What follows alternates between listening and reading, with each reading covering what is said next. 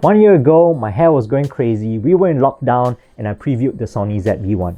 1 year later, my hair's regressed into going crazy again. We're back into an almost lockdown, and I've got another Sony camera. What are the odds?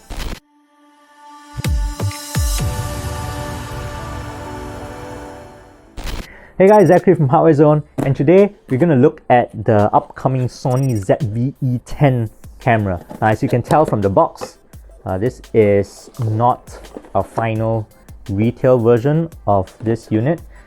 Sony sent this over. Now, I don't actually think that much is going to change about the camera in terms of features, specs, the hardware side of things. Even the firmware, it says firmware 1.0, so I don't expect that to really change as well. This might as well be the retail unit. What I do expect to change probably would be the pricing and bundles that they're going to have for the ZV-E10, and that's going to be one of the biggest things that may make or break this camera. So let's put a pin in that. We'll talk about pricing at the end of this video, and right now let's go into features.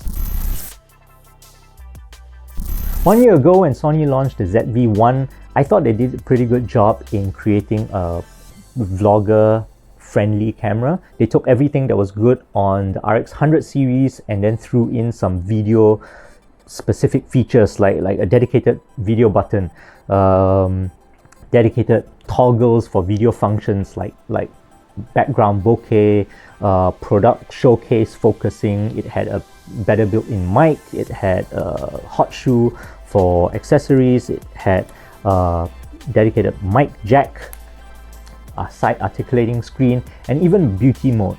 Now, 1 year on, they seem to have done the exact same thing with the ZV-E10, right? But instead of using the RX 100 as the base of this camera, they're using the Alpha 6000 series, 6600 to be exact.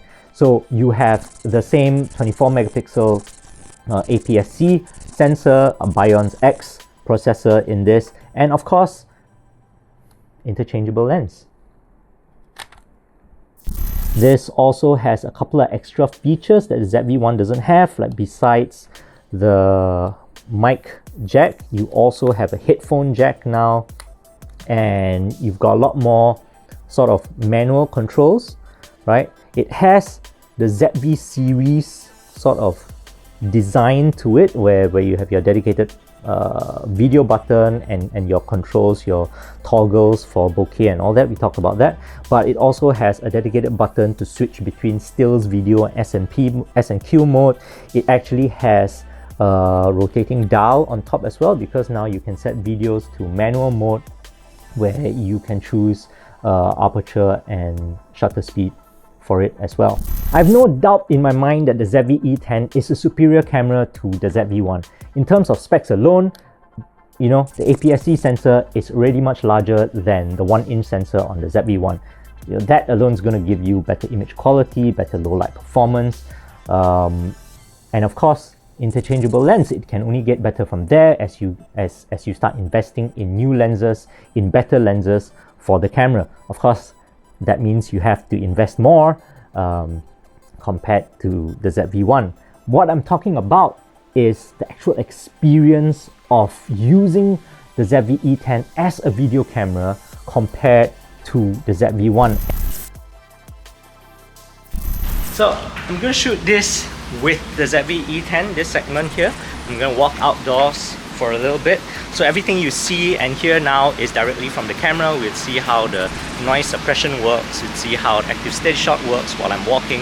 But this is kind of what I'm talking about. If you look at the frame right now, my entire head is in the frame. Actually, some of it is even cut off. So the ZV-E10 comes with a 16-50mm kit lens, 3.5 to 5.6 aperture.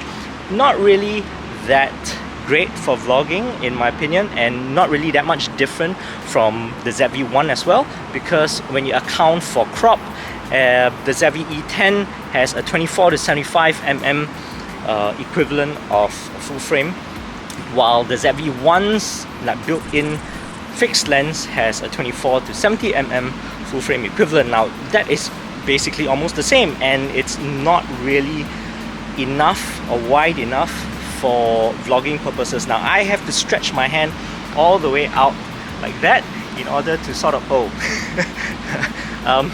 okay, what happened there? What you saw there was my thumb hitting the zoom toggle. Now because the still shutter button and the zoom toggle is out in front on the grip, and if I tend to stretch my hand out, naturally my thumb sort of retracts and hits that toggle. That always happens. It's a bit annoying, and you have to sort of be mindful not to do that when you're vlogging, especially if you're holding the camera on the grip instead of using a stick with it. Now, the other thing about the ZV-E10 is video codecs, and again, it has the same codecs and the same shooting limitations as the ZV-1. You can shoot 4K up to 25 frames per second or 30 frames per second, depends on whether you're on NTSC or PAL in the settings. 100 megabits per second data rate. And here's the thing, it also only shoots in 8-bit. It doesn't have 10-bit video. You can't shoot like 4K 60, which is a bit disappointing if you ask me, because the ZV-1 was launched 1 year ago, and in that 1 year we've had products like the GoPro Hero 9, which is still, you know, the go-to action cam, and the GoPro can shoot 5K now. You've got products like the DJI Pocket 2, which can shoot 4K 60 with gimbal stabilized video and sort of semi-functional tracking mode. And even the iPhone 12 has been launched, and your iPhone can shoot 4K 60 in 10-bit Dolby Vision HDR. So yeah, kind of expected more out of the E10 in terms of shooting video performance. Interestingly, image stabilization isn't all that much better as well on the ZV-E10. It does have, let's see, it does have active steady shot, is what I can see on the menu, but according to the data that's the specs that Sony gave, this is also just electronic image stabilization for video, which means it's basically a crop. So I mean, good thing is that the APS-C sensor is larger, so probably the crop isn't as evident as on the ZV-1, but we would have hoped for even better image stabilization on this camera. Now we come into price, which is the very interesting part of this video, because that's going to make a lot of difference. So here's the thing, the ZV-1 retails for 999 Singapore dollars. You can probably get it on sale here and there for about 949 Singapore dollars. Not that much, but it's around that price, right? The ZV-E10, haha. Now, according to what I have, and again, I need to remind you guys that while I'm doing this video, this product is not launched yet, and this product has been delayed. So the information that I've been given by Sony could change by the time you watch this video and by the time this product is launched. But right now, what Sony is telling me is that the ZV-E10 will also retail at 999 Singapore dollars with this kit lens, the 1650mm lens. The body alone is 799. It blows the ZV-1 out of the water, and it's crazy that Sony is launching this camera at that same price. But, now here's a but. If Sony launches the ZV-E10 at 999 and at the same time brings down the price of the ZV-1 to maybe 799, I'm not sure, because the base body only price is 799. So if the ZV-1 gets reduced by $200 or even $100, then you've got to start thinking again. Do I go with the ZV-1 or the ZV-E10, right?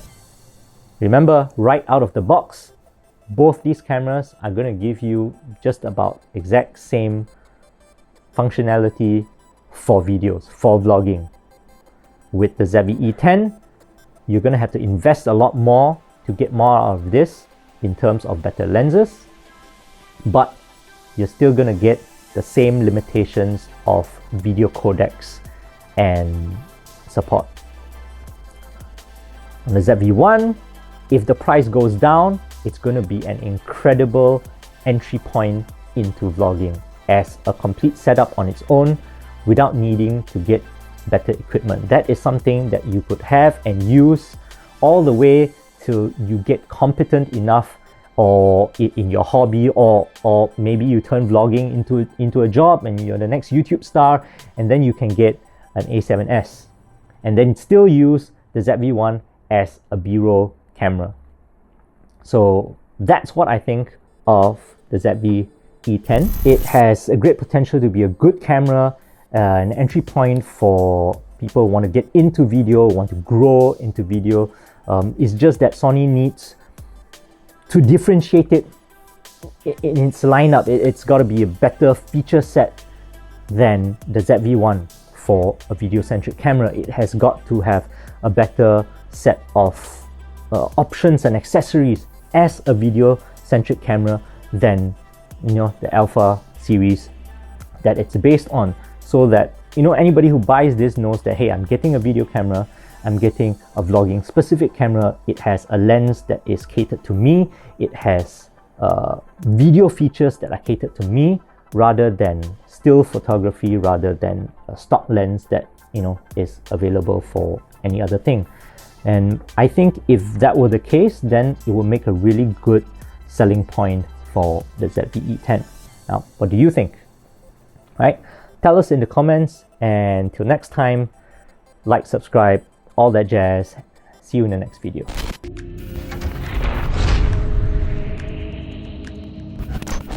Hey guys, before you go, don't forget to check out hardwarezone.com. Follow us on Facebook and Twitter. Join in the conversation. Like and subscribe to our YouTube if you want to see more of these videos. Do it.